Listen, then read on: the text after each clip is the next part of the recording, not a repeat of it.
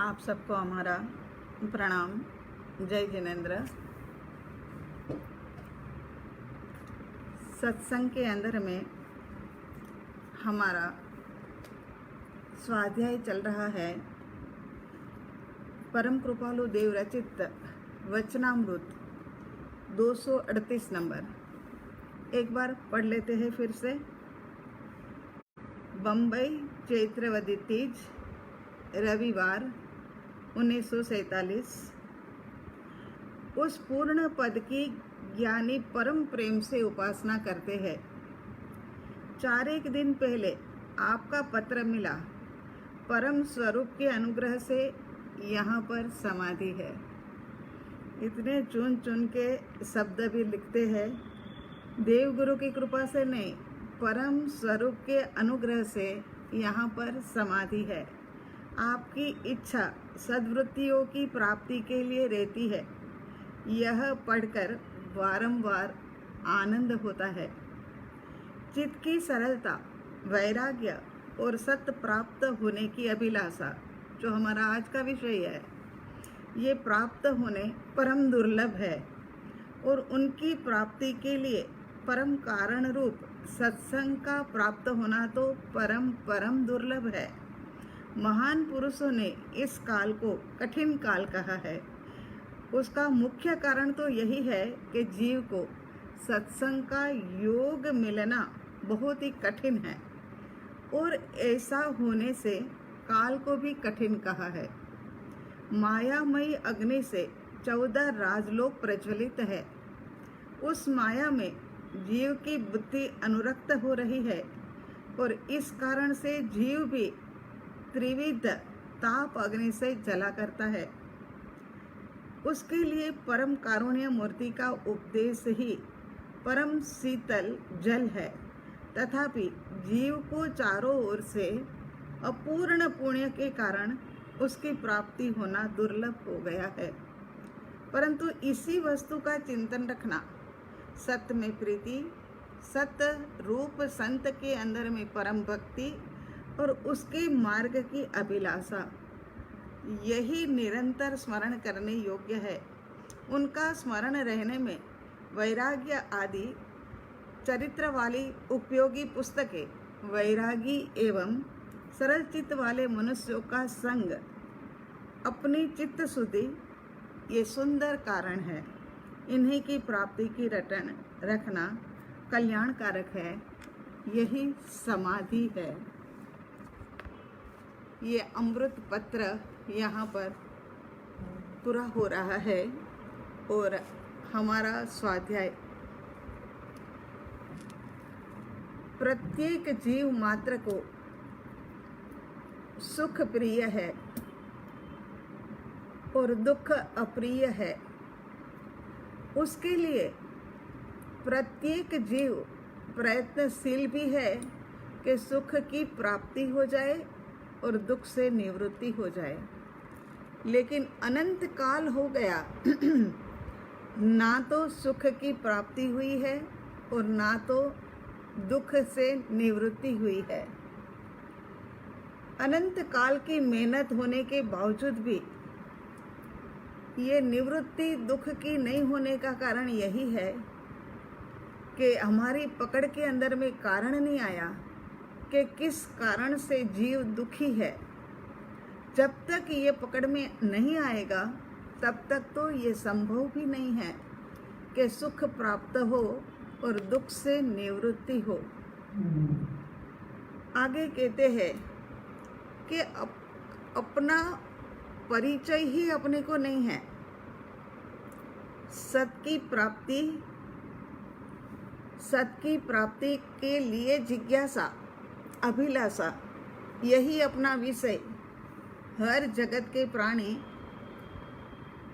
हर जगत के जीव दूसरे की व्यक्ति की पहचान करने में लगे हुए हैं। हमारी स्वयं की पहचान तो हमें है ही नहीं। स्वयं की पहचान पाने के लिए दूसरा हमारे लिए क्या कहता है, क्या बोलता है, उनकी आँख के अंदर में हमारी कैसी छवि है, यही ढूंढने में और सोचने में हम लग जाते हैं कि दूसरों पर मेरी छाप क्या है, मेरी इम्प्रेशन कैसी है, दूसरे मेरे बारे में क्या विचारते होंगे। इसके द्वारा हमारी आइडेंटिटी पक्की करते हैं। लेकिन यह पहचान बहुत ही अनित्य है, ये पहचान बहुत ही शंकाशील है, ये अचौकस है पहचान और डावाडोल है। दूसरों की पहचान के माध्यम से हम अपने आप को पहचान नहीं सकते। पहचान अपनी करने के लिए तो अपने को ही पुरुषार्थ करना पड़ेगा।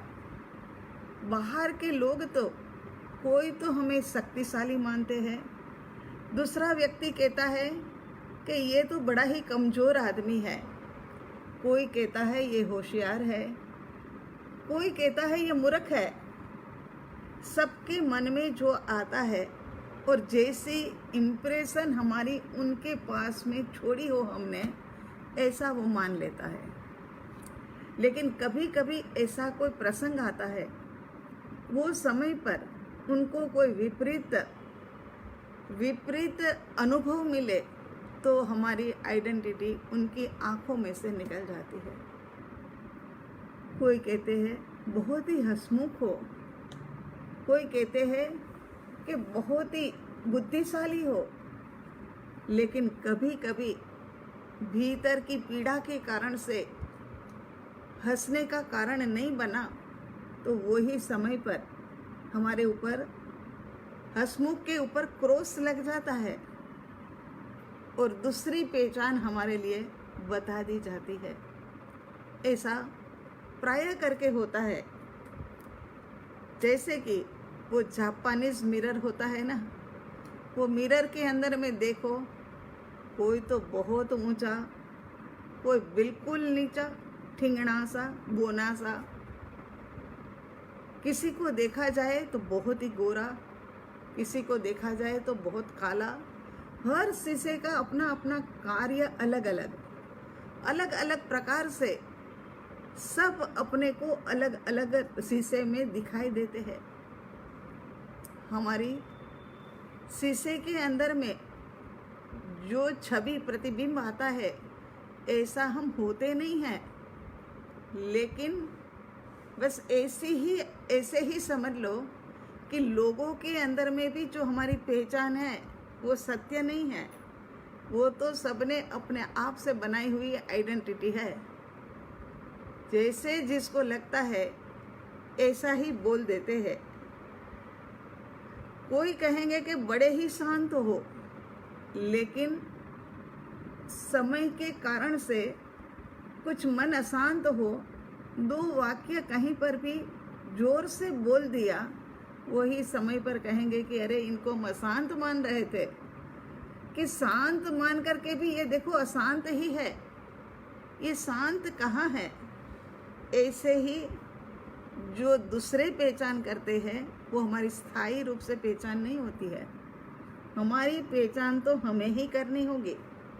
और ऊपर से क्या लगता है कि पहचान दूसरों ने जो बना करके रखी है ना, उसी के लिए स्पृहा बनी रहती है, उसी के लिए चिंता रहती है और भय भी लगता है। स्पृहा माने इच्छा रहती है कि किसी न किसी प्रकार से मेरी जो ये इमेज बनी हुई है ना, वो बनी रहे।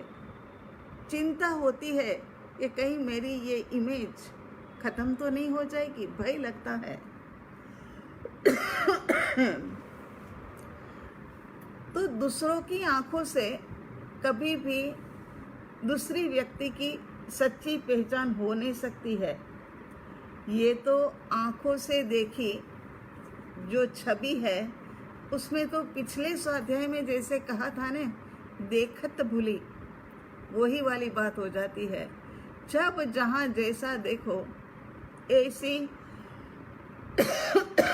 ऐसी छाप हमारे लिए छूटती है। ऐसा ही कहा जाता है कि फलान व्यक्ति जो है ना, इस प्रकार का है। लेकिन अपनी सच्ची पहचान के लिए हमें स्वरूप की ओर जाना होगा। बाह्य का परिचय कम करना होगा। जैसे जैसे बाह्य का परिचय कम होता जाएगा, अपने लिए समय मिलता जाएगा, वैसे वैसे हमारी अंतर्मुखी दशा होगी और अंतर्मुखी दशा गहराई में ले जाएगी और गहराई में जाते जाते हमें पता चलेगा कि सच में ही हमारी इम्प्रेशन माने हमारी छाप, हमारी पहचान, हमारी आइडेंटिटी क्या है। इसी कारण से ही तो सम्यक दर्शन को बहुत महत्व दिया कि जब तक सम्यक दर्शन ना हो तब तक हमें हमारी पहचान नहीं होती है। हमारी पहचान हमें सम्यक दर्शन के बाद होती है। लेकिन फिर भी याद रखना, सम्यक दृष्टि जीव भी सम्यक दर्शन को ही, सम्यक दर्शन से ही अपने को नहीं मानते हैं कि मैं सम्यक दर्शन जितना हूँ। सम्यक दर्शी जीव जो है ना, वो तो मैं शुद्ध आत्मा हूँ ऐसा ही मानता है। और ऐसा ही मानने के कारण से सम्यक दर्शी अंतर्मुखी दशा के अंदर में न जाने, बार बार जाने के लिए प्रयत्नशील रहता है। उसके बाद में कहते हैं कि मिथ्या कल्पना के कारण से तू है ना परमानेंट दुखी ही दुखी रहता है। ये मिथ्या मान्यता जो है ना, वो ही हमें दुखी करती है। मैं आत्मा हूँ ये तो भूले और मैं देह हूँ ये मिथ्या मान्यता, ये मिथ्या मान्यता से सम्यक मान्यता की ओर हमें आना होगा। सम्यक दर्शन यही सच्ची मान्यता है। और जब तक हमें सम्यक दर्शन नहीं होता है तब तक हमें सम्यक दर्शन का पुरुषार्थ लगातार करते रहना पड़ेगा। टेम्पररी से साधना मिलती है लेकिन सुखी हम नहीं हो सकते हैं।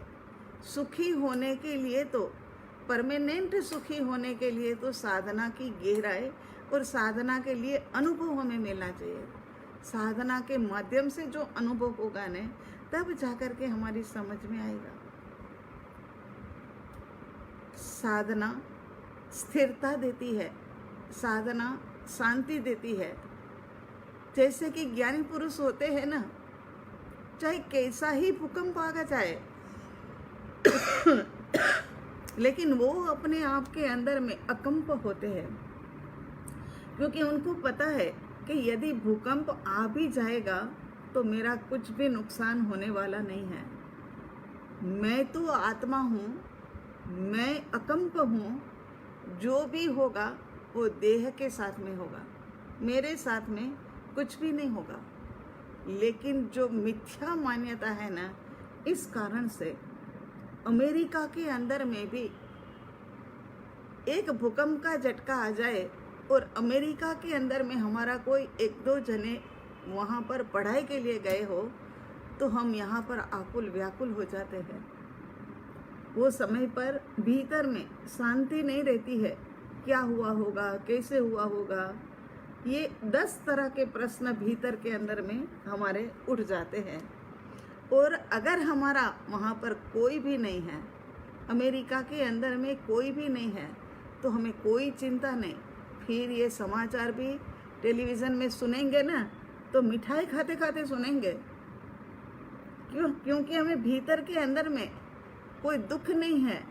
मेरा तेरा जो करके रखा है, देह को जो मिथ्या मान्यता दे करके मेरा, अपना, अपने लोग, ये जो मिथ्या मान्यता है ना, इस कारण से दुख है, आकुलता व्याकुलता है, सब कुछ है। और उसी के कारण से कर्मों का बंधन है। और इसी कर्म के बंधन के कारण से ही तो ये अनंत काल से जन्म और मरण, आना जाना और अनंत दुखों की प्राप्ति। जन्म मरण से क्या मिला हमें? तो कहते हैं अनंत दुख मिला। ये एक ही जन्म जो अभी तो मन भी मिला है, 5 इंद्रियां भी मिली है, समझ भी मिली है, बुद्धि भी मिली है। सोचो, इस एक जन्म के अंदर में भी न जाने कितने कितने विपरीत संयोग आ गए। ये विपरीत संयोग जो आ गए उसने भी आकुल व्याकुल कर दिया। लेकिन यदि मैं कौन हूँ इसका अनुभव हो गया होता तो चाहे कैसे भी बड़ी से बड़ी प्रतिकूलता आ जाए तो आ जाए ना, उससे हमें क्या लेना देना, हमें कोई फर्क नहीं पड़ता है, क्योंकि जो भी मुश्किल आई है वो देह के साथ आई है और मैं तो देह हूं ही नहीं, तो फिर चिंता किस बात की।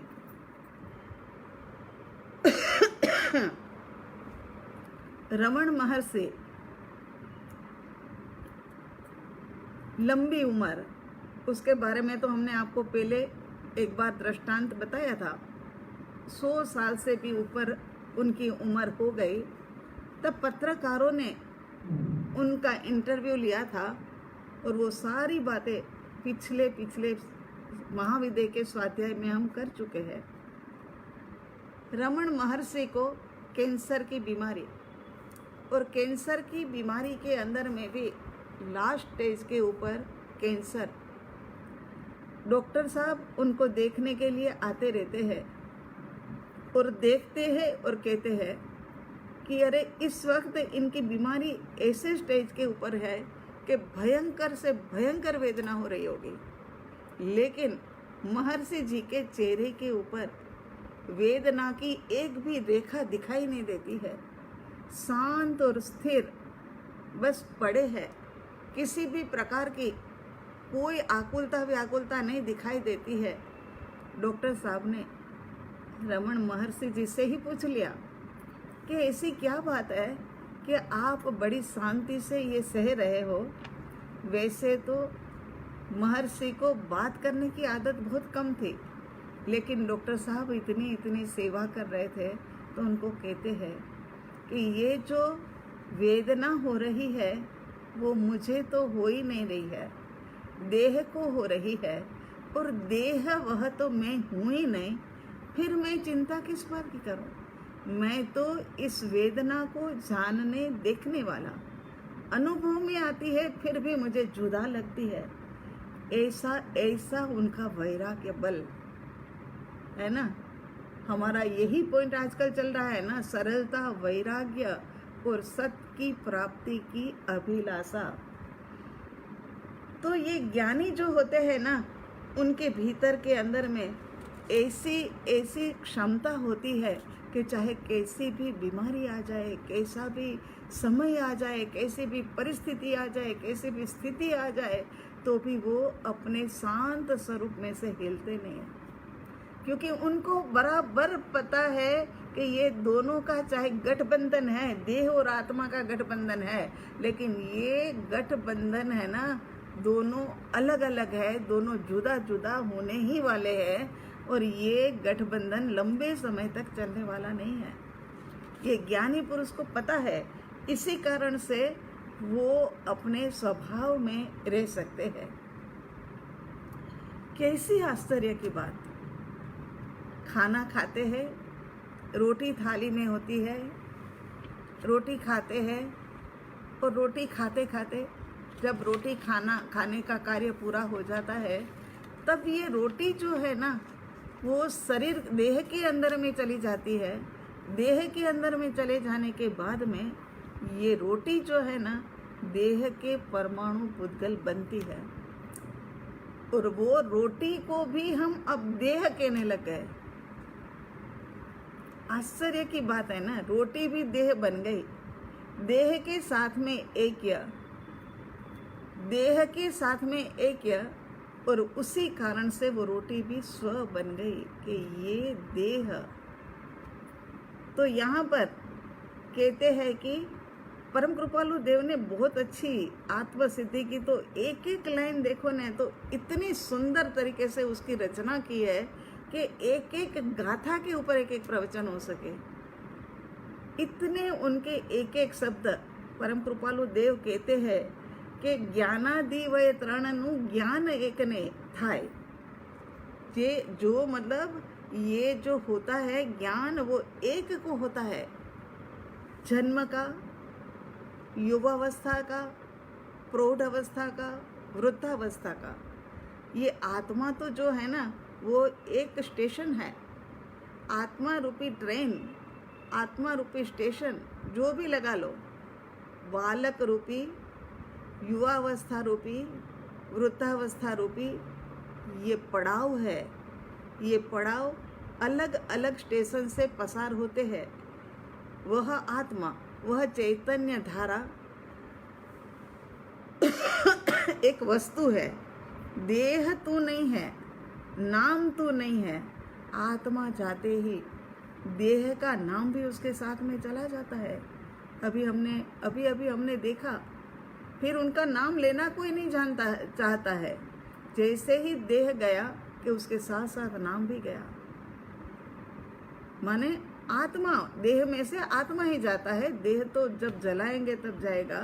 तो जैसे ही मृत्यु हो गई उसी के साथ साथ में नाम भी चला गया। फिर क्या कहा जाएगा?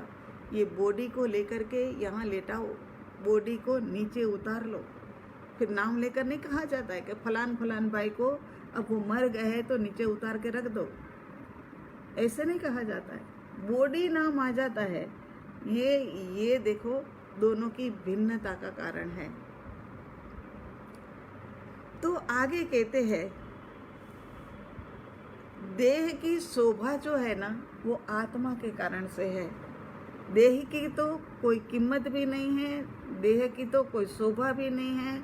और ये पंच तत्व में मिलने वाला देह अनित्य है, लेकिन उनकी कीमत है वो आत्म तत्व के कारण से है। रात के समय आत्मा निकल जाए, शाम के समय माने रात को सब आ गए हैं, अब रात भर रखने की बात चल रही है कि अब तो रात भर रखना ही पड़ेगा, क्योंकि इस वक्त तो ले जाना ठीक नहीं है, हम लोग सब सुबह सुबह आ जाएंगे, परिवार वाले कहते हैं। तब वो कहते हैं घर वाली जिसके साथ में 50-50 साल शादी के गुजारे हैं, उससे भी ज़्यादा समय बिताया है, कल के दिन तक तो उनके पैरों के अंदर में मालिश होती थी, घी लगाती थी, वही घरवाली आज कहती है कि नहीं रे, तुम लोग रुकना, सब मत चले जाना, रात कैसे निकलेगी, डर लगेगा। अरे रे, ये क्या, इतने साल तक साथ में रहे और आत्मा यहाँ से देह को परिवर्तन करने के लिए निकल पड़ी, तो फिर ये बात कह रही नहीं, डर लगेगा रात को। ऐसी ये मनुष्य की स्थिति है, वस्तु स्थिति ही ऐसी है। प्योर सोल जो होता है ना, उसको नहीं जानने के कारण से रोल के अंदर में हम अटके रहते हैं। कितनी बार रोल के अंदर में अटके हुए हैं। अरे हम क्या, जिसको ज्ञानी की उपमा दी जाती है, जिनके लिए पूरा पूरा महाभारत बना है और जिनके अंदर में महाभारत में अच्छे से अच्छा हिस्सा लेने वाला व्यक्ति है, वो भी ऐसी बातें कभी कर जाता है। युद्ध के मैदान के अंदर में अर्जुन जाता है और कहता है कि अरे ये युद्ध में कैसे लड़ूं। युद्ध के मैदान के अंदर में रोल जो है उसको तो भूल जाता है, रोल कर रहा हूँ ये भूल जाता है और सोल को देखने लग जाता है कि ये सामने तो जो सब है, इन लोगों के साथ में मैं कैसे युद्ध कर सकता हूँ, ये तो सब मेरे हैं, सब अपने हैं। तो यहाँ पर कहते हैं कि ये अर्जुन जैसी व्यक्ति भी श्री कृष्ण भगवान के साथ में चर्चा में उतर पड़ती है, क्योंकि रोल के अंदर में ही जीवन निकाला। इस कारण से उसके बाद में श्री कृष्ण भगवान उनको अलग अलग प्रकार से समझाते हैं।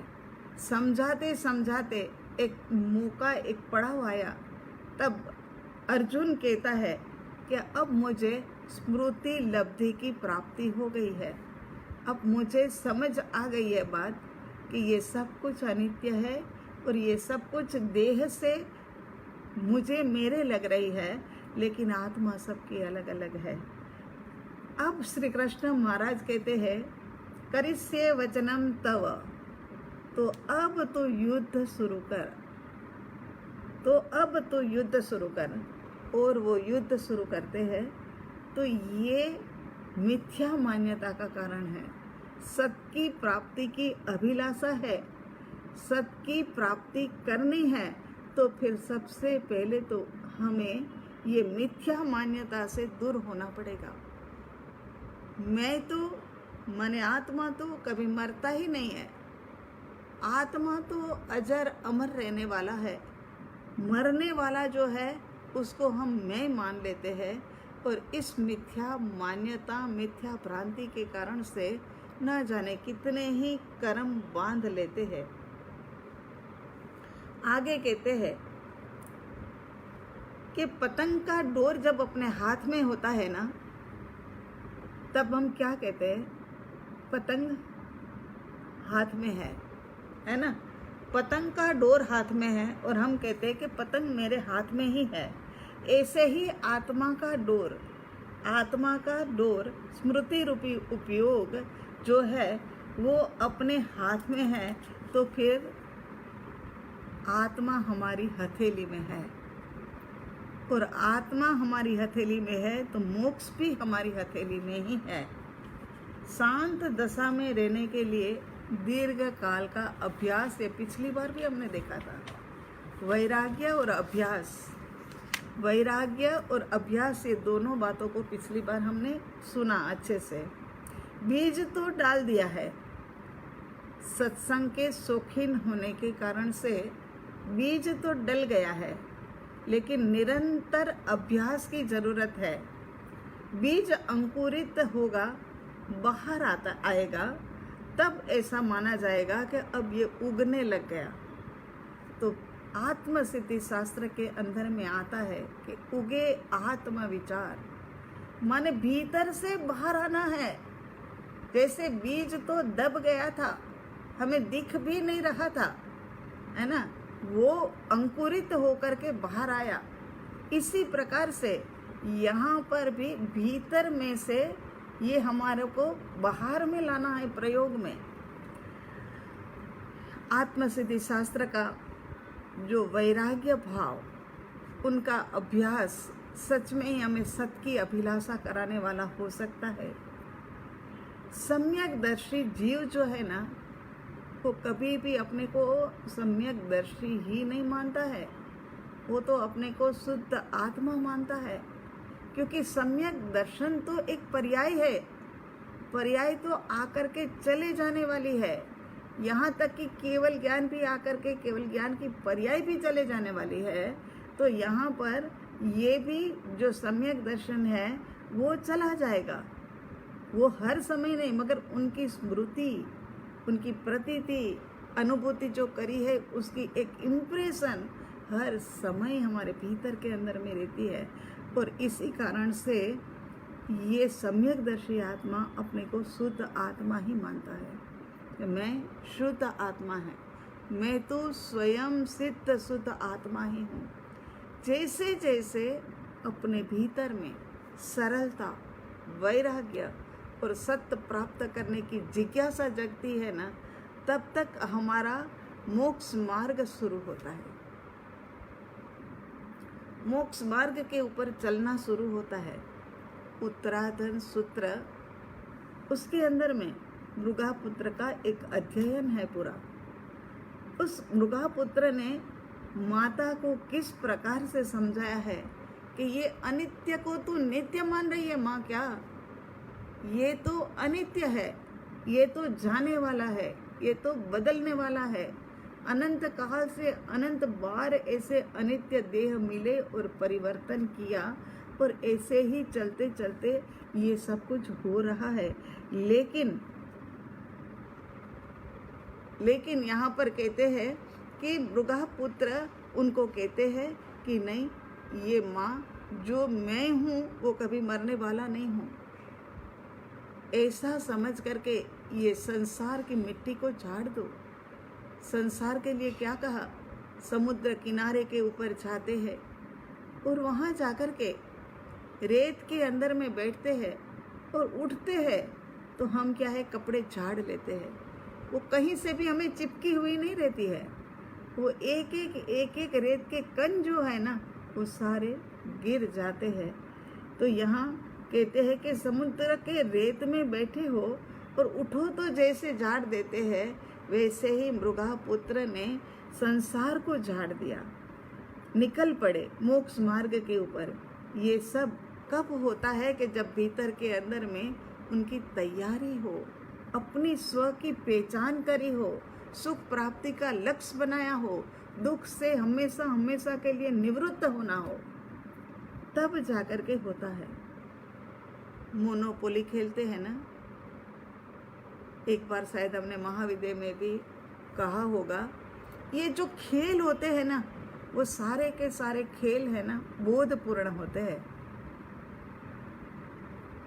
बच्चे लोगों को खेलने के खेल, उसके अंदर में मोनोपोली को ले लो, बच्चे लोग खेलते हैं, सबके पास कुछ कुछ रुपये दिए जाते हैं, रुपये को खेल करके औरों के भी जीत लेते हैं, और फिर उसमें से दिल्ली का कुतुब मीनार खरीदते हैं, उसी पैसे में से आगरा का लाल किला खरीदते हैं, और बाकी पैसे जो इकट्ठे करके रखे हैं वो सारे पॉइंट्स गिन करके खुश होता है कि आहा, मेरे पास तो इतने डॉलर है, मेरे पास तो इतने रुपये है, मेरे पास तो देखो बहुत सारा, ढेर सारा है। मोनोपोली का गेम तो ऐसा है कि घंटों घंटों तक चलता है, और फिर जब बंद करके उठना है तब भी पूरा तो नहीं होता है, लेकिन बंद करके उठ जाते हैं। उसके बाद में उनको पता होता है, बोध मिलता है कि ये जो मैंने मेरा माना था कुतुब मीनार, वो भी मेरा नहीं रहा। अरे मैंने आगरा का लाल किला अपना माना था, वो भी मेरा नहीं रहा।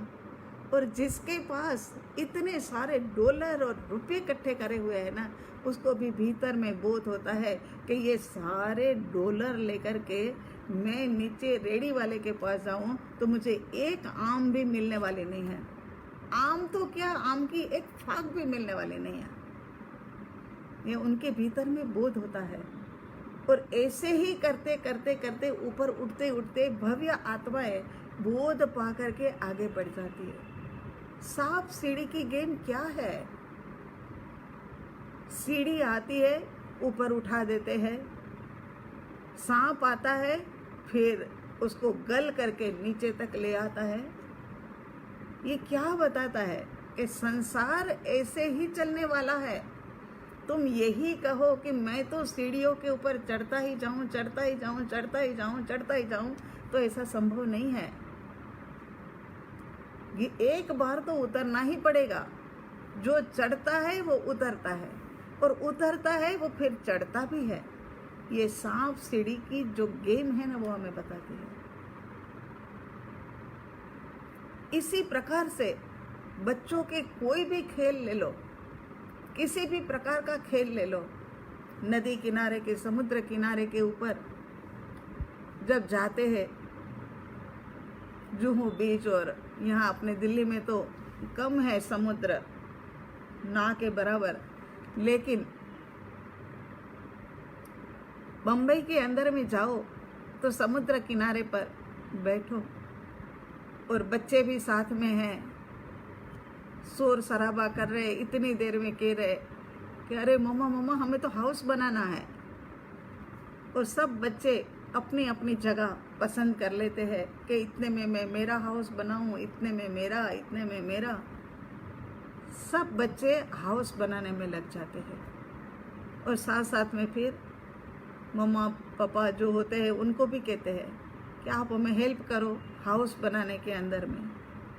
और हाउस बनाते बनाते यदि जरा सा भी किसी का पैर लग गया, या हवा का झोंका आ गया, या पानी आ गया, तो जो ये टूट जाता है ना, तो बालक तो तुरंत रोने लगता है कि मेरा घर टूट गया, मेरा घर टूट गया। लेकिन बड़े को पता है, मम्मी को पता है, पापा को पता है कि ये घर सच्चा नहीं था। वो उनको इसी प्रकार से समझाते हैं कि बेटे ये तो झूठ मूठ का घर था। ये सब चीज़ें उनको बोध देती है कि जो घर होता है वो भी झूठ मूठ का होता है, वो यहीं छोड़ करके जाना होता है। समुद्र के किनारे पर ही हमें चाहे 2 मंजिली बनाया हो तो भी ये यहीं छोड़ जाना पड़ेगा। ये सब खेल बोध देती है। अरे आपको ये बताए, जापान के अंदर में तो एक प्रथा है, वो ऐसी प्रथा है कि वहाँ पर वेडिंग सेरेमनी मनाई जाती है। जापान के अंदर में वेडिंग सेरेमनी मनाई जाती है और वेडिंग सेरेमनी के अंदर में पूरी तरह से उनका कार्ड छपता है, उनके लिए डेकोरस बुलाए जाते हैं, हॉल बुक कराया जाता है, उनके लिए केटरिंग वाले बुलाए जाते हैं, बढ़िया से बढ़िया भोजन इत्यादि, वेडिंग सेरेमनी। लेकिन किसकी वेडिंग सेरेमनी? तो कहते हैं गुड्डा और गुड्डी की। वो जो जापान वाले भैया थे, उनके साथ में बाहर से कोई आए हुए मेहमान भी थे, गेस्ट भी थे। वो कहते हैं कि आज तो हमें वेडिंग मनाने के लिए जाना है, तो उस सेरेमनी के अंदर में आप भी चलना। ये भी चल पड़े और जा कर के देखते हैं तो इतना बड़ा ताम झाम लगाया हुआ है, इतने लोगों को बुलाया हुआ है। सोचते हैं कि हाँ, कोई अच्छे सुखी घर की कन्या की शादी हो रही लगती है। लेकिन जब दूल्हा और दुल्हन दोनों आमने सामने से आते हैं, तब पता लगता है कि अरे ये तो गुड्डा गुड्डी की शादी हो रही है और उसके अंदर में इतना खर्चा किया जा रहा है। तो वो मित्र पूछते हैं कि ये क्या बात है, गुड्डा गुड्डी का खेल तो सब बच्चे खेलते ही है और उसमें इतना बड़ा प्रोग्राम थोड़ी न होता है, ताम झाम इतना थोड़ी न होता है, ये तो खेल लेते हैं बस। लेकिन वो जापानीज जो थे, उन्होंने बताया कि हमारे यहाँ ऐसे ही होता है। हर जगह पर बच्चा जब होता है तब गुड्डा गुड्डी की शादी करते हैं और वो बहुत बड़े पैमाने पर होती है। और इसी प्रकार से जैसे आप अभी देख रहे हो, उसका कारण भी ये है कि गुड्डा गुड्डी की शादी हुई। इसी प्रकार से जब बड़े हो जाते हैं और उनकी शादी होती है, तब वो देखते हैं कि जैसे गुड्डा गुड्डी की शादी हुई थी, इसी प्रकार से हमारी भी शादी हुई है।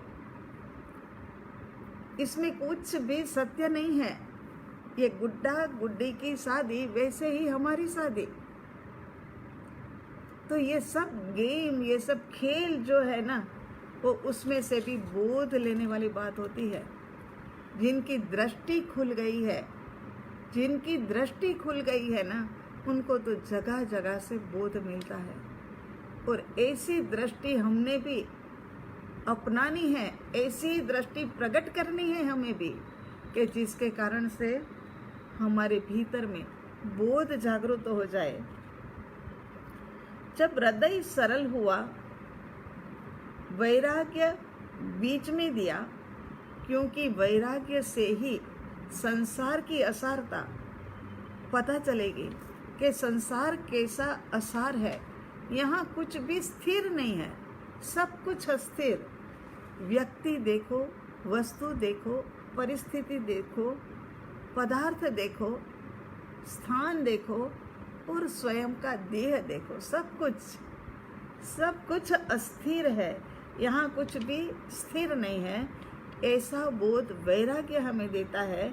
और जब ये बोध आता है ना, तभी जाकर के हमें सत्य की प्राप्ति की अभिलाषा होती है कि अब तो ऐसा सुख प्राप्त करना है कि जो आने के बाद जाए तो नहीं, मगर एक जरा सा भी कम भी ना होवे।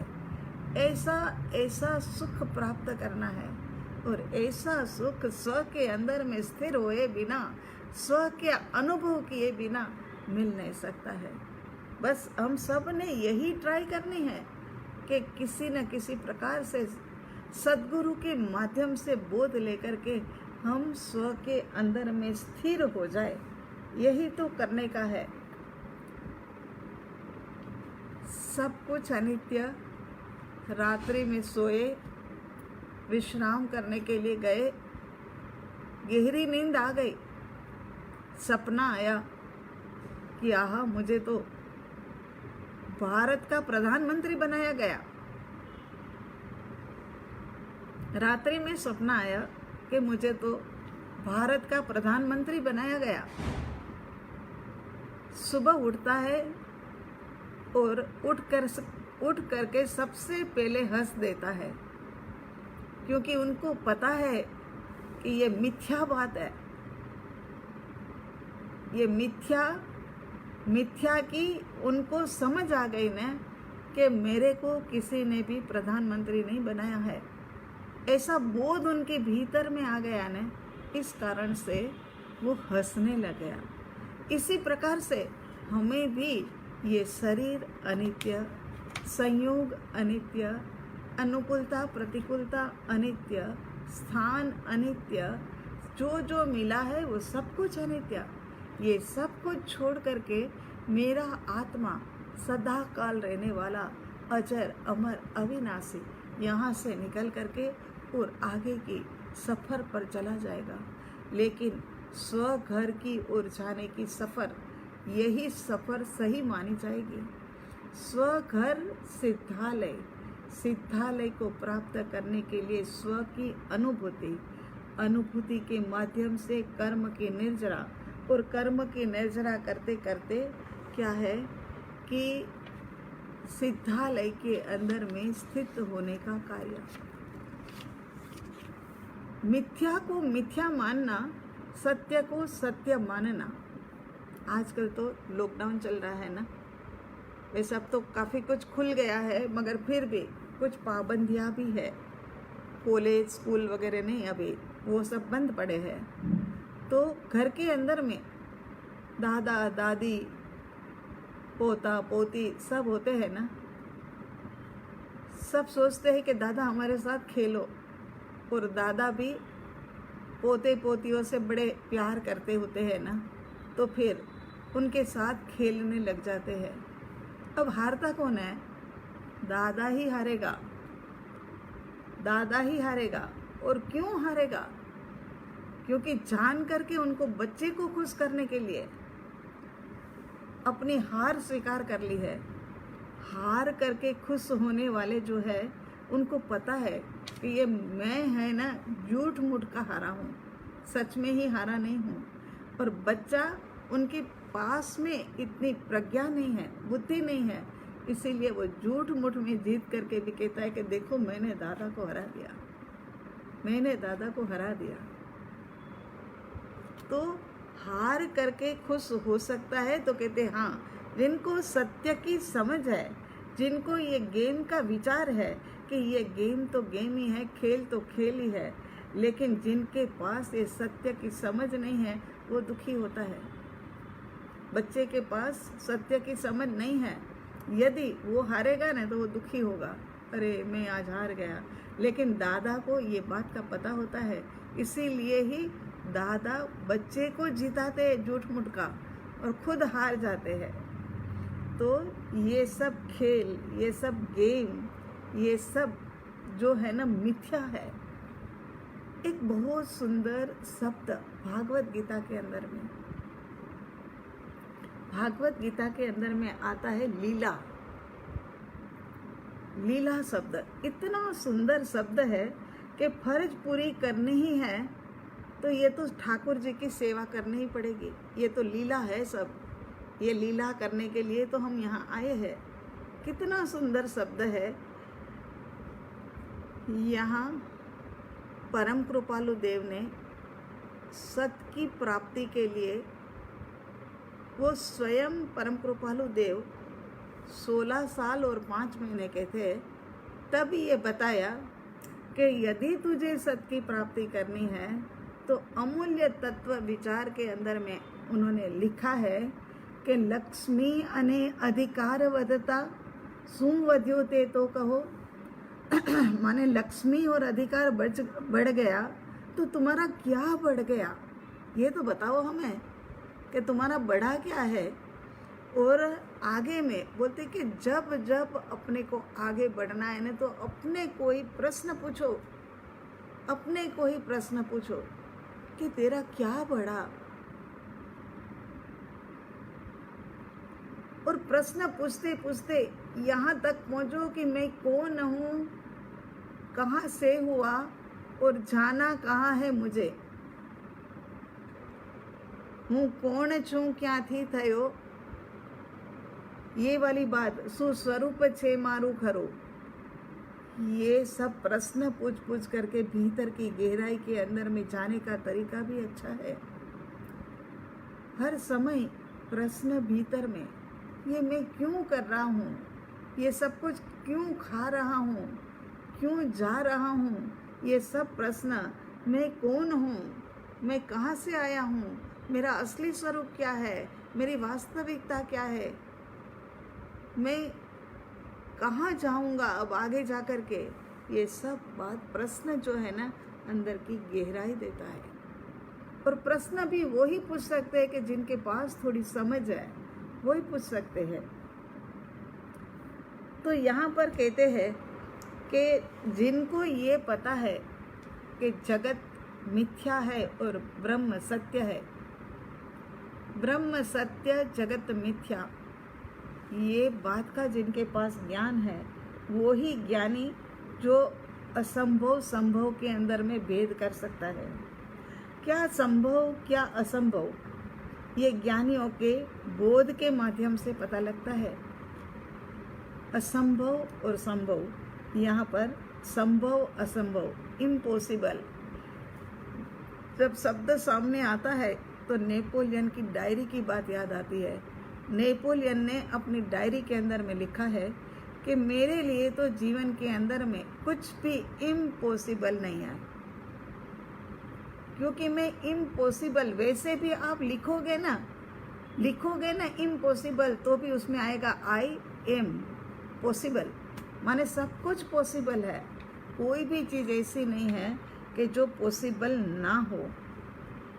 तो यहाँ नेपोलियन की डायरी का ये वाक्य जो है ना, वो भी हमें याद रखने जैसा है। संसार के अंदर में किसी का नाम रहा नहीं है और किसी का नाम रहने वाला भी नहीं है। चक्रवर्ती तिमिस्रा गुफा के अंदर में काकिनी रत्न के माध्यम से अपना नाम लिखने के लिए जाते हैं। अपना नाम लिखने के लिए जाते हैं ना, तो वहाँ पर एक भी स्थान खाली नहीं है कि जहाँ स्वयं का नाम लिखा जाए। वही देख कर के उनको वैराग्य आ जाता है। उनको वैराग्य आ जाता है कि अरे इतने चक्रवर्ती हो गए, मेरा नाम लिखने की जगह भी नहीं है, मैं दूसरों का नाम मिटाऊंगा तब मैं मेरा नाम लिखूंगा, और मैं मेरा नाम लिखूंगा, वो कल को आगे का चक्रवर्ती आएगा, वो मिटा देगा और फिर अपना नाम लिख देगा। तो कुछ भी नित्य नहीं है, तो फिर अनित्यता का बोध लेकर के जो नित्य है उसकी प्राप्ति के लिए आगे बढ़ा जाए, वो ही करने जैसा है। और आगे बढ़ते हुए संसार की असारता का बोध साधक जानते हैं कि जो अंतर यात्रा में जाते हैं, साधक जानते हैं कि जो अंतर यात्रा में जाता है वो सफल होता है, और जो बाह्य यात्रा में जाता है ना, वो असफल होता है, वो सफल नहीं हो पाता, क्योंकि उनकी दृष्टि बाहर में ही है, उनके चक्षु बाहर की ओर ही खुले हुए हैं। और जो साधक अपनी अंतर यात्रा में जाएगा, उनको अंतर के दिव्य चक्षु खुले हुए हैं, उनको अनुभव का पता लग रहा है। एक बार मुल्ला जी को प्रश्न पूछा गया कि आपकी सफलता का राज हमें बताइए। मुल्ला जी बोलते हैं, मेरी सफलता का राज है सच्चे निर्णय।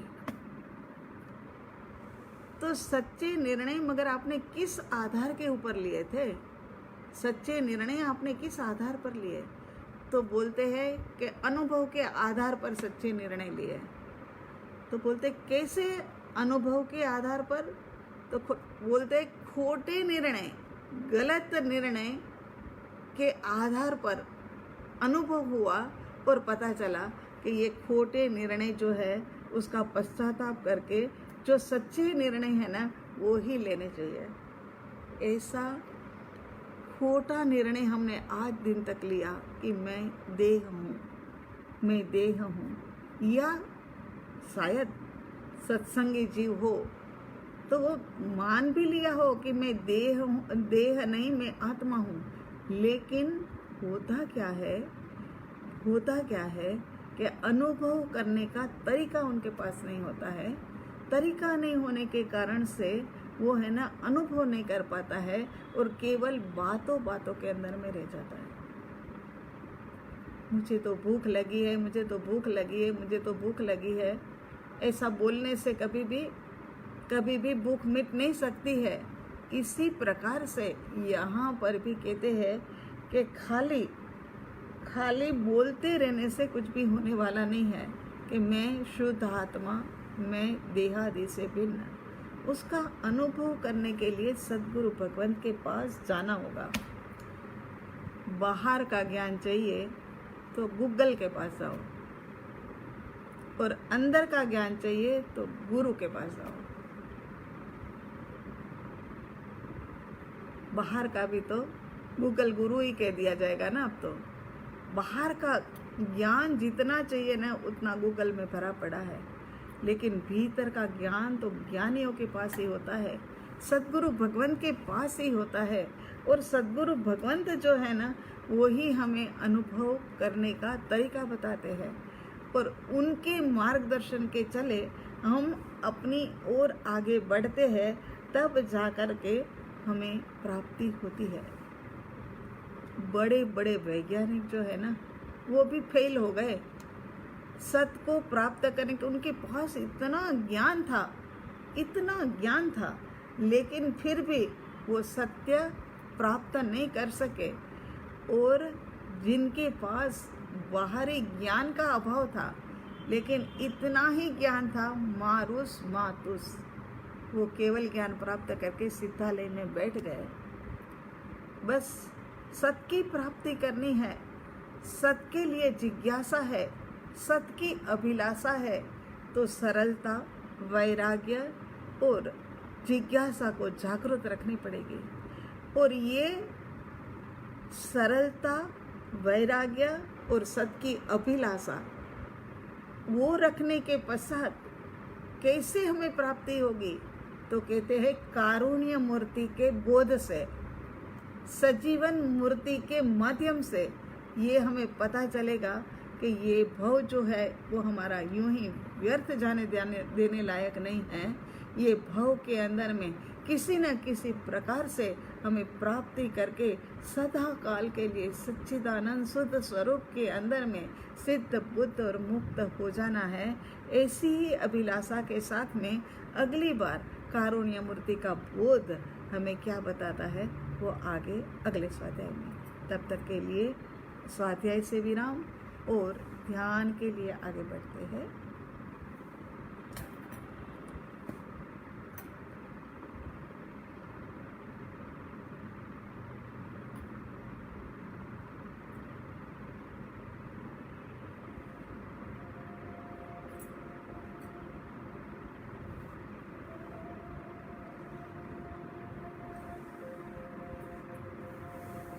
देवाधिदेव अरिहंत परमात्मा श्री सिमंदर स्वामी भगवान और धर्म गुरु भगवान की आज्ञा अनुमति लेते हुए ध्यान साधना। आज की ध्यान साधना में स्व को पहचानो। निज स्वरूप को कैसे पहचाना जाए? मैं कौन हूँ? मैं कहाँ से आया हूँ? मेरा सत्य क्या है? मुझे कहाँ जाना है? मेरा अस्तित्व क्या है?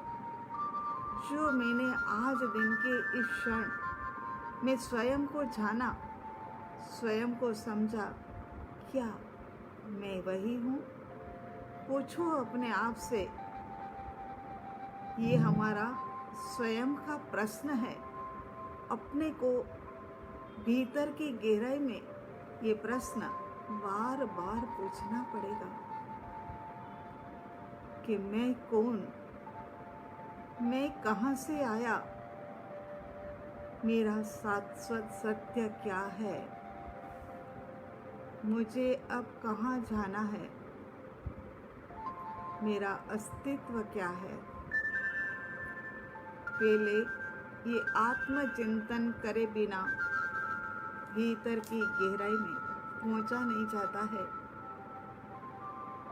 और भीतर की गहराई में जाकर के ही अनुभव मिलता है मैं कौन हूँ।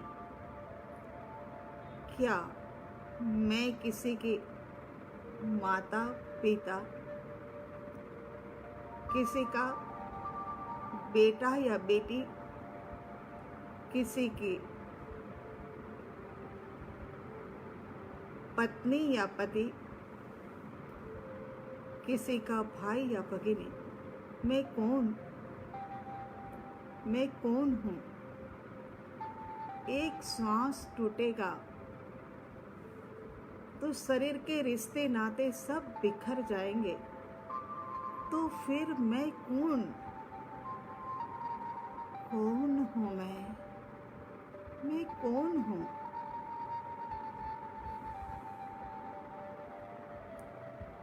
साधना के अंतर्गत निज की खोज करनी होगी कि मैं कौन।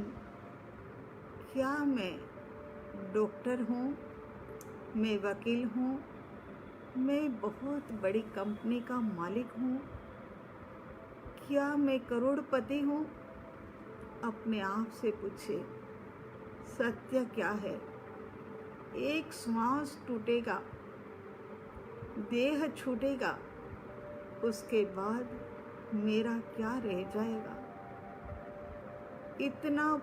इतनी सारी पद और प्रतिष्ठा, सब कुछ यहीं के यहीं धरी रह जाएगी, तो मैं कौन हूँ। कौन।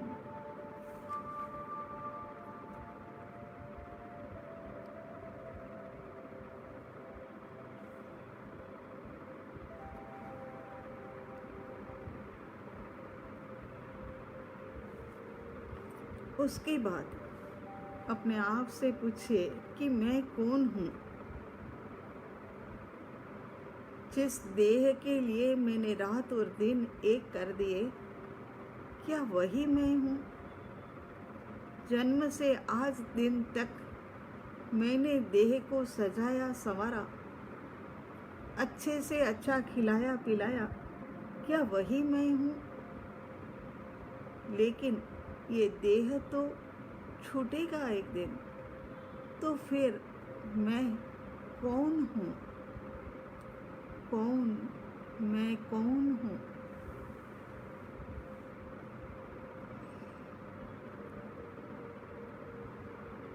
मैं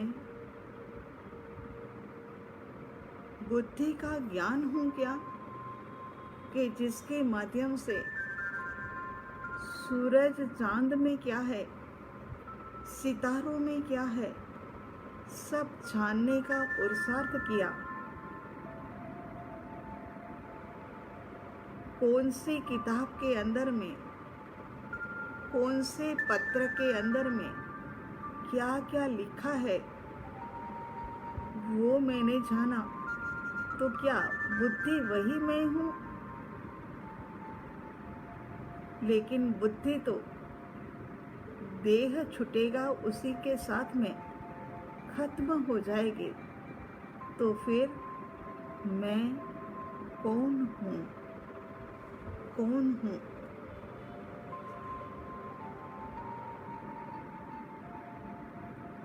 मैं कौन। सारे रिश्ते नाते, सारी धन संपत्ति, बड़ी बड़ी डिग्री, पद और प्रतिष्ठा के बिना भी मैं कुछ हूँ। मैं कौन।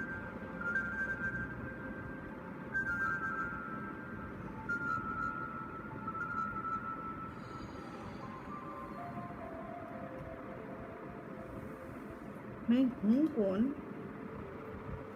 ये मानव जीवन तो बहुत सी प्रार्थनाओं का फल है। नरक गति के अंदर में तीव्र वेदना के समय पर प्रार्थना की थी। तिर्यंच गति के अंदर में पराधीन अवस्था के कारण से बहुत दुख पाया था। तब प्रार्थनाएं की थी कि प्रभु एक बार मनुष्य का जन्म दे दो, उसके बाद कभी भी कुकर्म नहीं करूँगा और जल्द से जल्द देह से मुक्त हो जाऊँगा, ऐसा कर्तव्य करूँगा। लेकिन वो सब भूल गए। आज मनुष्य का जीवन मिला, पांचों इंद्रियां मिली, सद्गुरु भगवंत मिले,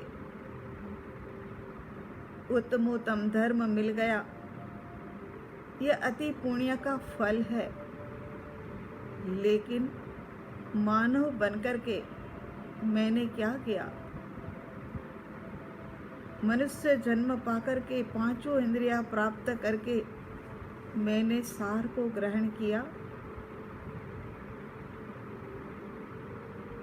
सारे जीवन काल में मैंने कितना समय देह को दिया और कितना समय आत्मा को दिया।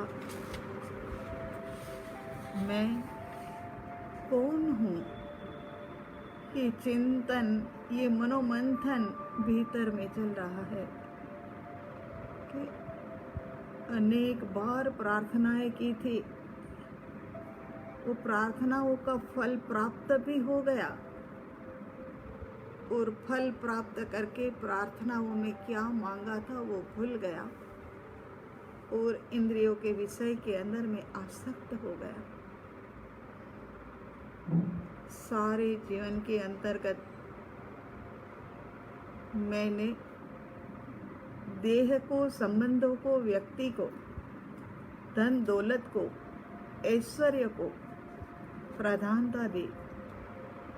देह से जुड़े रिश्ते नाते, उन्हीं के लिए मैंने न जाने कितनी बार क्रोध, मान, माया, लोभ किया और मैं भूला कि मैं देह नहीं हूँ, मैं मनुष्य नहीं हूँ, मैं स्त्री नहीं हूँ।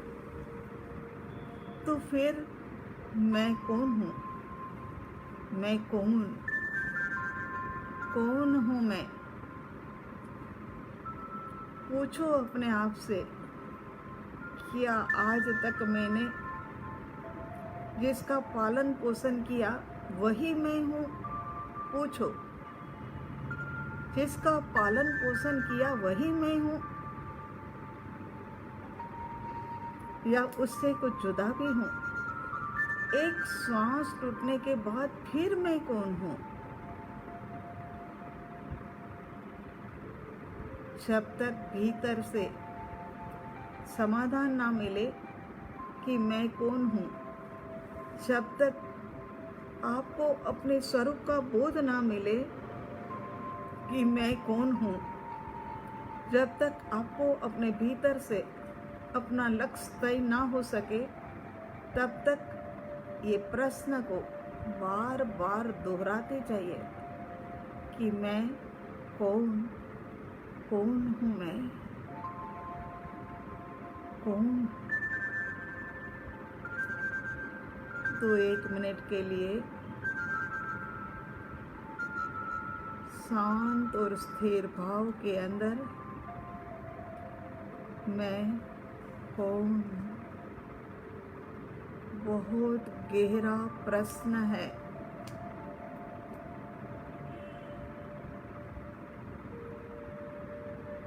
मैं कौन? बार बार पूछते रहो भीतर की गहराई में।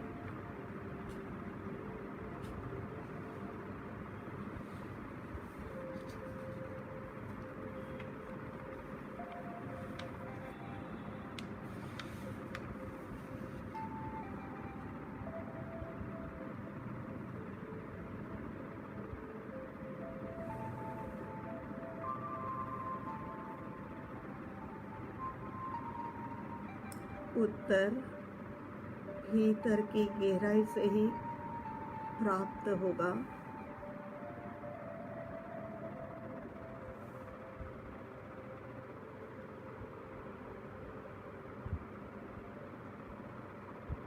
आहा, श्रद्धा भाव से भरा हुआ कृतज्ञता पूर्ण समाधान चेतना मंथन के बाद अमृत मिला कि तुम चेतन आत्मा हो, तुम सहजात्म स्वरूप आत्मा हो।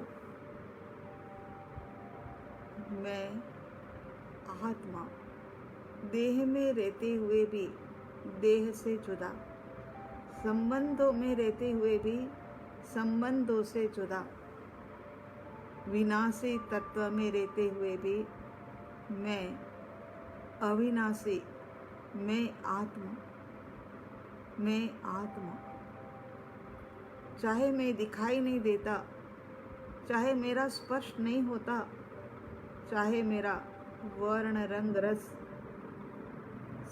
उससे मैं रहित हूँ, लेकिन फिर भी अटल विश्वास, अटल श्रद्धा कि मैं आत्मा ही हूँ। इस सेकंड के लिए इस समाधान को और गहराई के अंदर में कि मैं जो दिखता हूँ वह नहीं हूँ, जो अनुभव में आ सकता हूँ ऐसा आत्मा हूँ।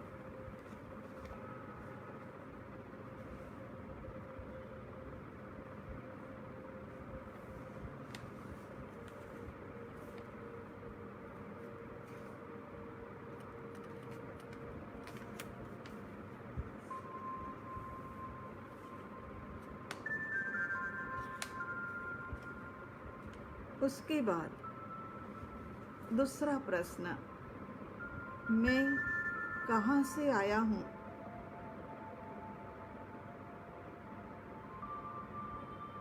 मैं ये तो नहीं जानता हूँ कि मैं कहाँ से आया हूँ। नरक का नेरिया बन करके आया हूँ या स्वर्ग का देव बन करके आया हूँ, पशु बन करके आया हूँ या पक्षी बन करके आया हूँ या मनुष्य बन करके आया हूँ, ये तो मैं नहीं जानता। लेकिन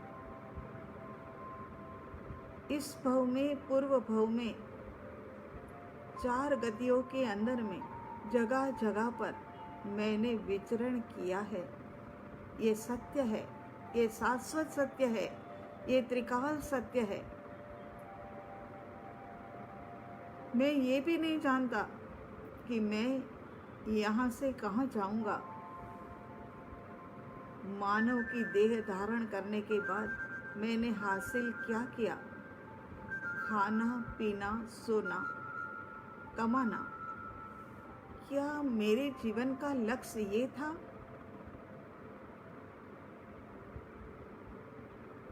करोड़ों की संपत्ति क्यों ना हो, रिश्ते नाते कैसे भी मधुर क्यों ना हो, जीवा के मधुर से मधुर रस क्यों ना चखाए हो,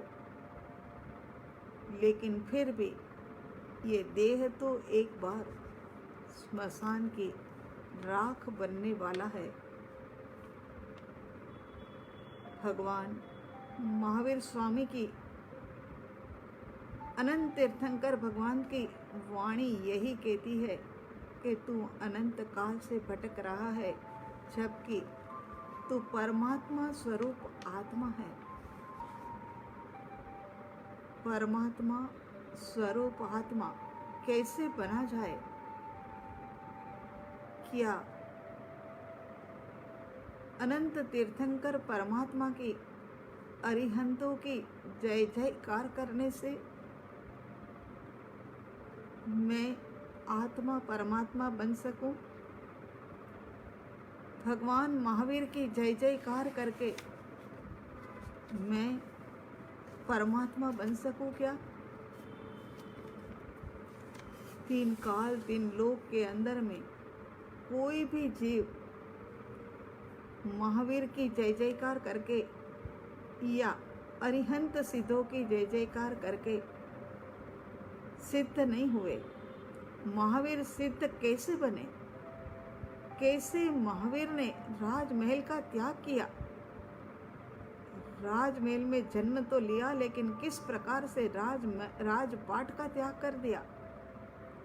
कैसे महावीर अनार्य देश के अंदर में गए? कैसे भगवान महावीर ने कर्मों का छेदन और भेदन किया? कैसे एक रात्रि के अंदर में 20 उपसर्ग और परिचय सहे? वो तो महावीर जैसे क्षत्रिय से गया, क्योंकि उनके समक्ष उनका लक्ष्य तय था। उनको इसी जन्म के अंदर में सिद्धालय में स्थित होना था। बस इसी जीवन काल के अंतर्गत मैं मोक्ष जाऊंगा, ये निश्चित था उनका। ये प्यास, ये पीड़ा, ये अभिप्सा, ये तड़प, ये बेचैनी, ये महावीर के भीतर में जन्म ले चुकी थी।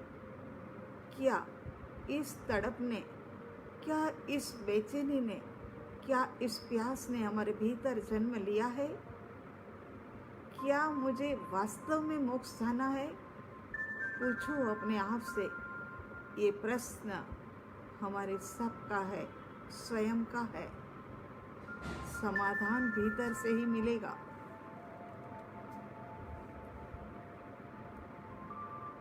वैराग्य वितरागता का लक्ष्य था। सिद्धालय के अंदर में स्थित होना था भगवान महावीर को।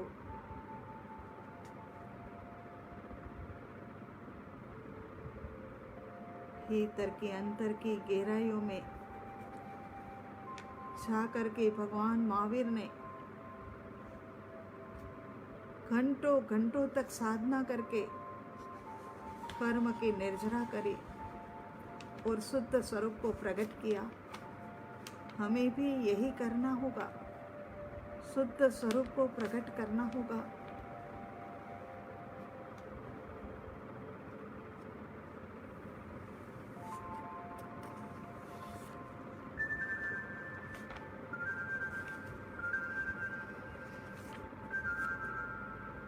आज दिन तक मनुष्य देह पाने के लिए न जाने किस किस प्रकार का श्रम किया। मनुष्य देह प्राप्त भी कर लिया। देह प्राप्त करने के पश्चात बाल्यावस्था के अंदर में जो श्रम किया वो खेल कूद में चला गया। युवावस्था के अंदर में आए तो मैं कुछ बन जाऊं, उसके अंदर में सारा समय निकल गया। प्रौढ़ावस्था के अंदर में देह की आसक्ति, कहीं इस देह कमजोर ना पड़ जाए, कहीं देह सौंदर्यता को खो ना देवे, उसी के अंदर में समय बिता दिया।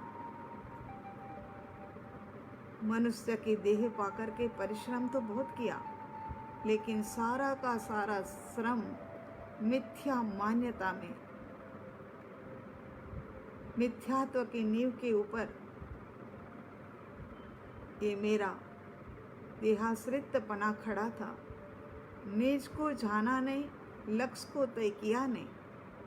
जब तक निज स्वरूप को नहीं जानेंगे तब तक अपना लक्ष्य तय नहीं कर सकते। तब तक 4 गति और 84 लाख जीवा योनि के अंदर में भ्रमण करते ही रहना पड़ेगा। निज स्वरूप से अपरिचित रहे, इसी कारण से भटके हैं। अब निज स्वरूप का लक्ष्य रख करके भीतर की गहराई की ओर आगे बढ़ जाते हैं। भीतर की गहराई के अंदर में मंद मंद श्वासोश्वास मंद मंद हो।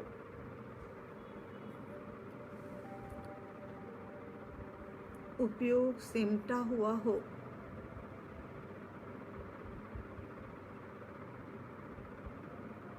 प्रश्नों के कारण से आकुल व्याकुल मन हो गया, वो शांत और स्थिर हो जाए। मैं कौन, मैं कौन, मैं कौन हूँ, उसी की खोज के अंदर में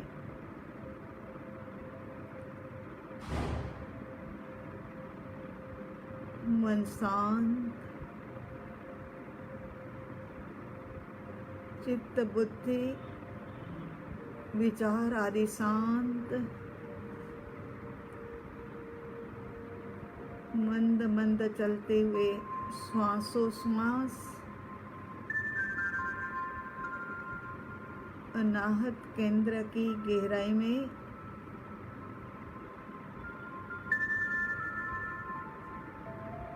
ये निज का परिचय होगा, स्वयं का अनुभव मिलेगा,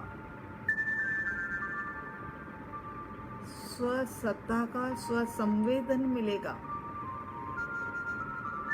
अनाहत केंद्र की गहराई में छाती के बीचों बीच में अनाहत केंद्र, उसी के भीतर भीतर देह से अलग आत्मा की ओर, भेद से अलग अभेद के अंदर,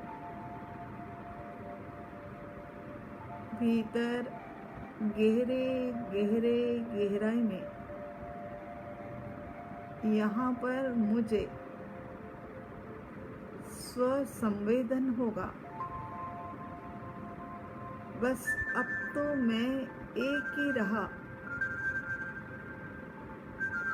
देह जुदा अनुभव में आ गया, इंद्रिया अलग वो जानने में आ गया। अब अनाहत की गहराई में मैं आत्मा, चैतन्य स्वरूपी आत्मा, अनंत गुणों वाला आत्मा, सदा सदा काल टिक करके रहने वाला आत्मा, सामान्य ध्रुव द्रव्य, यह मैं आत्मा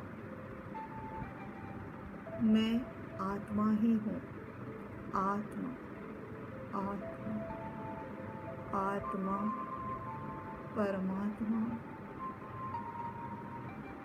आत्मा हूँ, आत्मा भीतर की गहराइयों में कुछ मिनटों के लिए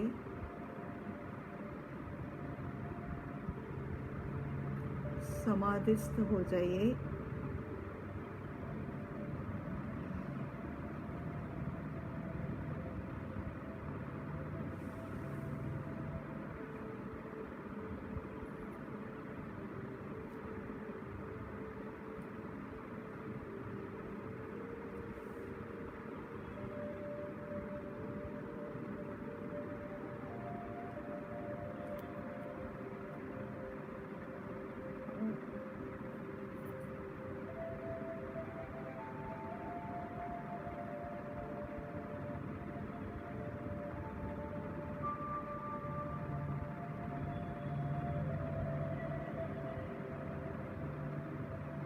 आहा, मैं तो अनंत सुख वाला, अनंत शांति वाला आत्मा ही हूँ।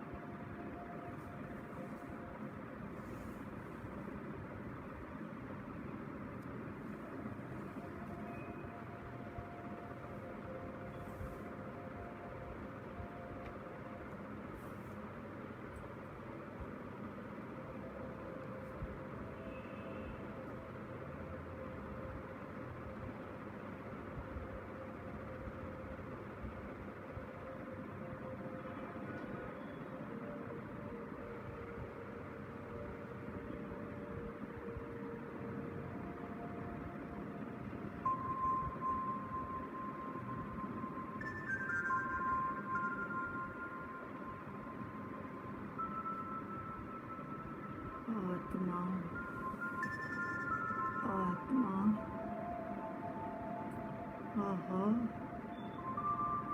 ये मेरा स्वरूप शुद्ध बुद्ध चैतन्य घन स्वयं ज्योति सुखधाम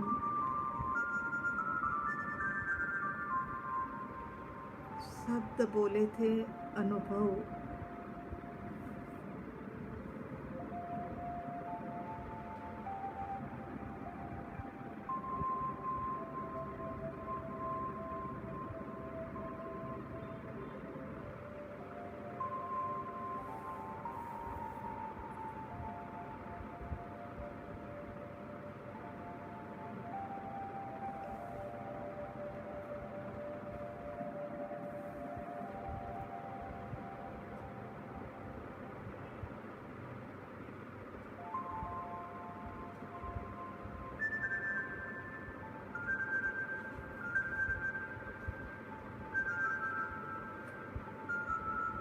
समाधिस्थ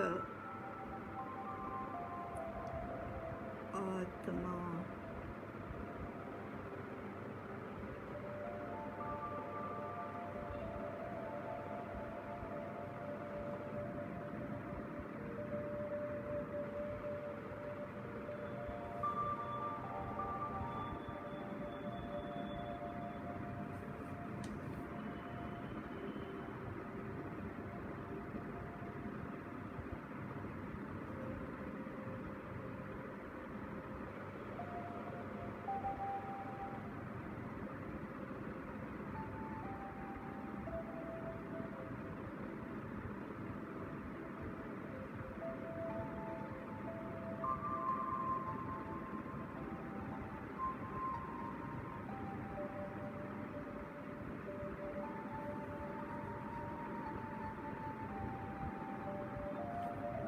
मैं आत्मा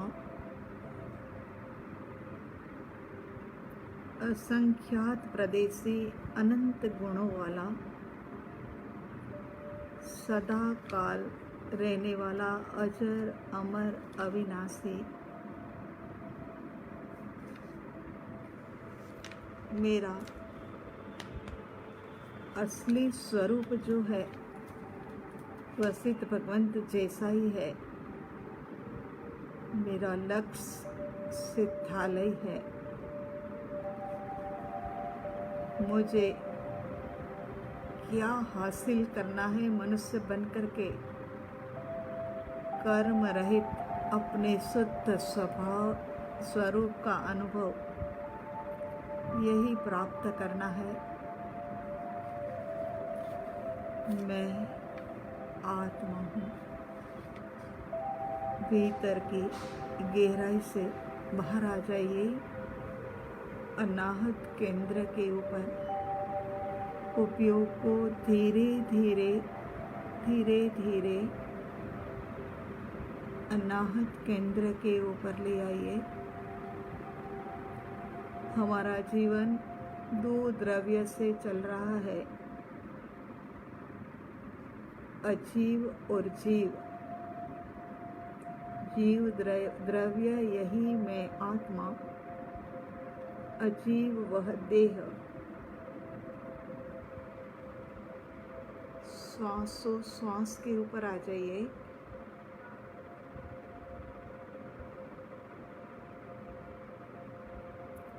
सहस्रार से लेकर के पैरों के तलवे तक आत्मा की ऊर्जा को घुमाइए फिराइए 3 बार। सहस्रार में सारी ऊर्जा पैरों के तलवे तक, पैरों के तलवे से सहस्रार तक।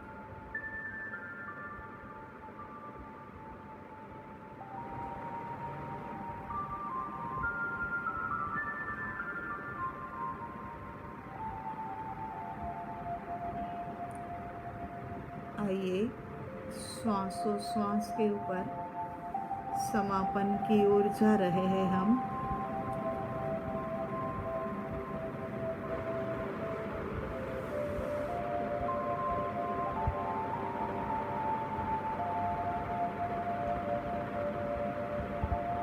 अरे मेरे चेतन, तू निज घर को आजा, क्यों दर दर भटकता है, पर घर ना जा। निधि अपनी भूला फिरे ढूंढता है, नहीं रूप अपना तू पहचानता है। जरा ज्ञान चक्षु पलक को उठा ले, क्यों दर दर भटकता है, पर घर ना जा। अरे मेरे चेतन, निज घर को आजा। दोनों हथेलियां अपने सन्मुख मस्तक को झुका दीजिए। देव गुरु के श्री चरणों के अंदर में अनंत अनंत वंदन नमन करते हुए, हे प्रभु, बस आपके जैसा शुद्ध स्वरूप प्राप्त कर सकूं, ऐसी शक्ति सामर्थ्य प्रदान करे। हे प्रभु, जगत के जीव अज्ञानता के कारण से बेहोशी के अंदर में आकुल व्याकुल होकर के चारों दिशाओं में भटक रहे हैं। उन सब का मंगल हो प्रभु, उन सब का कल्याण हो प्रभु, उन सब का भला करना, हाँ, उन सबको शांति प्रदान करना प्रभु। यही अंतर हृदय की प्रार्थना। दोनों हथेली आंखों के ऊपर प्रभु, दिव्य चक्षु दिव्य दृष्टि प्रदान करो। कब तक भटकता रहूँगा? चर्म चक्षु ने बहुत भटकाया, बस अब विराम पाना है अपने स्वरूप के अंदर। पूरे चेहरे के ऊपर हथेलियों को घुमाते फिराते साधना संपन्न करे। ओम अरिहंत, ओम शांति। 84 लाख जीवायोनि के जीव और हमारे सामने बैठे हुए प्रत्यक्ष साधक के अंदर में विद्यमान शुद्ध सत्ता को हमारा कोटि कोटि नमन, कोटि कोटि नमन स्वीकार करें।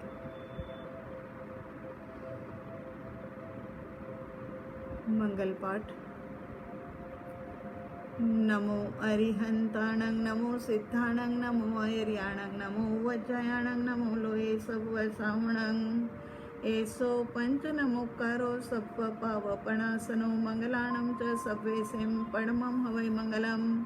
देव गुरु की आज्ञा लेकर के श्री श्री चतारी मंगलम, अरिहंता मंगलम, सिद्धा मंगलम, साहू मंगलम, केवली पनतोदमो मंगलम।